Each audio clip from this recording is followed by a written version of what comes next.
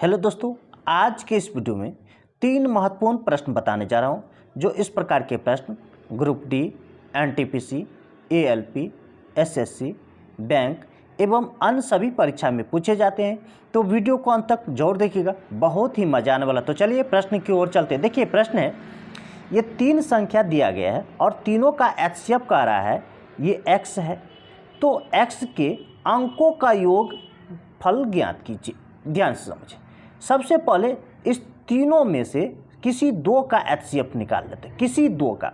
तो पहले हम इस दोनों का एचसीएफ निकाल लेते हैं। तो इस दोनों में छोटा कौन है? देखिए 16 83 छोटा है और बड़ा है 22 44।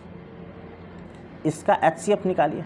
एक मर्तबे लगेगा 16 83। अब घटा लीजिए, 4 में से 3 1, 14 में से 8 तो 6, 11 में से 6 तो 5। अब यहाँ पर ये संख्या आएगा 16 83। ठीक, देखिए 5 से 5 तिया 15, 6 तिया 18, लगभग 3 मरतबे ये कट रहा है। देखिए 3 एक 3, 3 छक 18, 3 पंच 15, 1 16, यानी ये कट गया। यानी इस दोनों संख्या का एचसीएफ 561 है। अब इसका और इसका एचसीएफ निकालेंगे। तो 561 पकड़िए और ये 50 49 पकड़िए। अब देखिए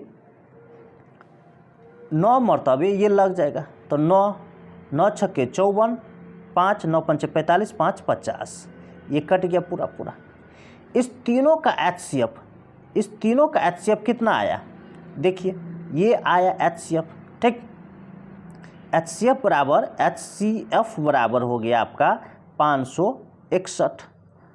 अब क्या कर रहा है? अगर एचसीएफ x है तो x के अंकों का योग, मतलब यहाँ पर 5 जोड़ 6 जोड़ 1 निकालिए।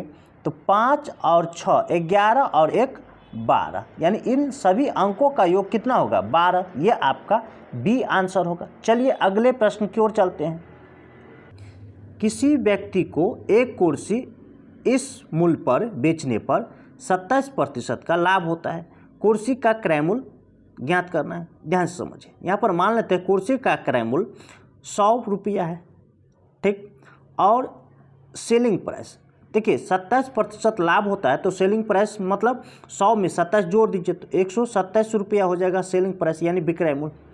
अब देखिए ये सेलिंग प्राइस है, आंकड़ा दिया गया है प्रश्न में और हमने जो निकाला है ये सेलिंग प्राइस निकाला है। तो जो निकाला है उससे क्या करना है? दी गई आंकड़े में भाग देना है। तो ये 2858.77 ये आंकड़ा दिया गया है सेलिंग प्राइस, इसको भाग देना है जो निकाले हैं सेलिंग प्राइस उस सेलिंग प्राइस से। तो 127 से भाग देना है। हमें क्या निकालना है? Cost price. तो कॉस्ट प्राइस कितना है? देखिए यहाँ पर माने हैं 100 से क्या करना है? गुना करना है। तो ये निकल के आएगा आपका क्या? कॉस्ट प्राइस सीपी निकल के आएगा।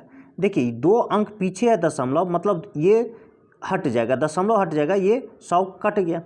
अब 127 से इस पूरे को भाग देना है। तो ये हो जाएगा आपका 2251। यही आपका आंसर होगा, ये सी आंसर होगा। चलिए अगले प्रश्न की ओर चलते हैं। राम और दीप्ति में से प्रत्येक ने 8000 की राशि 30% चक्रवृद्धि ब्याज की दर पर 2 वर्षों के अवधि के लिए निवेशित की।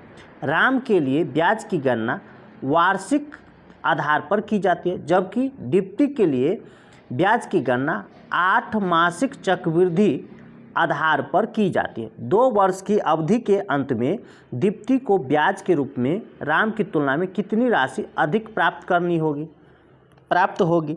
तो देखिए यहाँ पर सबसे पहले राम के लिए निकाल लेते हैं। राम के लिए तो देखिए इसका वार्षिक आधार पर करा, इसका वार्षिक आधार पर, इसमें कोई लोचा नहीं है। ठीक है, इसमें कोई लोचा नहीं है, वार्षिक आधार पर है। तो कितना इसका है? 8000 रुपया। कितने वर्ष के लिए? 2 वर्ष के लिए। तो 2 वर्ष ऐसे खींचे। कितना प्रतिशत? 30% निकालना है। तो 8000 का 30% 2400 हो जाएगा। निकाल लीजिए। ठीक है, कैसे निकालेंगे? देखिए 8000 रखिए और इसका 30% निकालिए। प्रतिशत हटाएंगे नीचे में 100 हो जाएगा। देखिए 0 से 0, 0 से 0 कट जाएगा तो 8 या 24, 2 0 यानी 2400 रुपया हो जाएगा। इसका भी 30% हो जाएगा यहाँ पर तो 2400 रुपया। ठीक, ये अब देखिए इस 2400 का फिर 30% निकालेंगे तो 720 हो जाएगा। अब ब्याज जो है टोटल ब्याज जोड़ लीजिए तो इस तीनों को जोड़ेंगे तो कितना हो जाएगा 55 20 हो जाएगा। कितना हो जाएगा 55 20।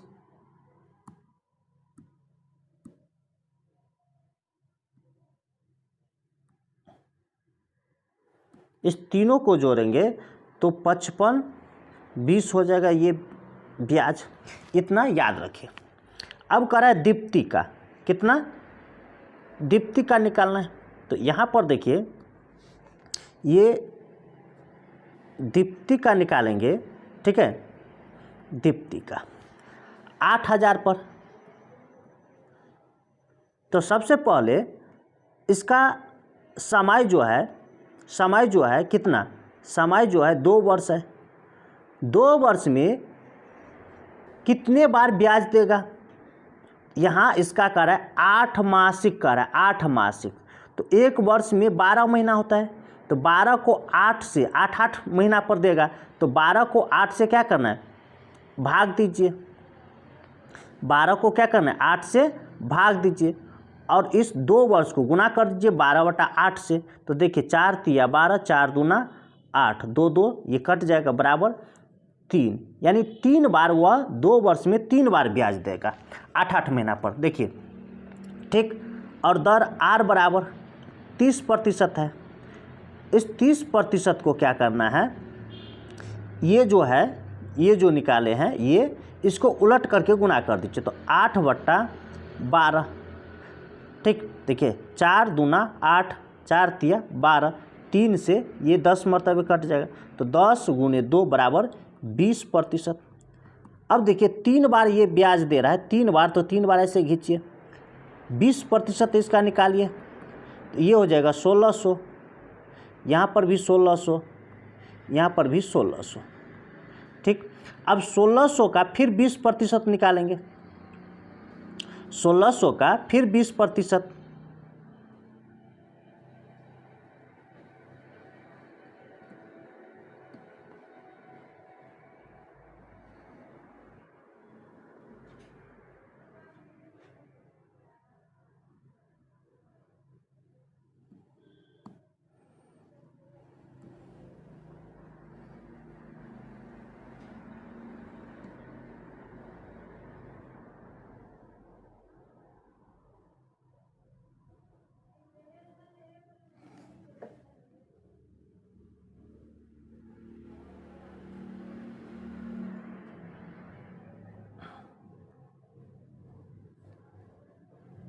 देखिए 1600 का 20% निकालेंगे। ठीक है, तो कितना हो जाएगा, ये 0 0 कट गया, 0 0 कट गया, यानी 320। अब इस तीनों को जोड़ लीजिए, इस तीनों को तो 32 और 320 तो कितना 3520। 3520 का फिर 20% निकालेंगे। ठीक है, ये 0 0 कट जाएगा, 0 0 कट जाएगा। देखिए 2 दूना 4, 2 पंचे 10, 2 तिया 6 1 7, 704 रुपया। अब इस तीनों को जोड़ लीजिए तो ये ब्याज निकल जाएगा। ठीक है, तो तीनों को जोड़ेंगे तो देखिए 16 तिया 48, 4800 रुपया ये हो जाएगा और ये 320 और ये 704, सभी को जोड़ लीजिए 4 2 8 और ये 10 तो 18 हासिल 1 5, 5824 रुपया। और उसका कितना था 5520 रुपया राम का। इस दोनों का अंतर निकाल लीजिए तो 4 0 3, 304 रुपया ज़्यादा होगा। यही आपका आंसर होगा।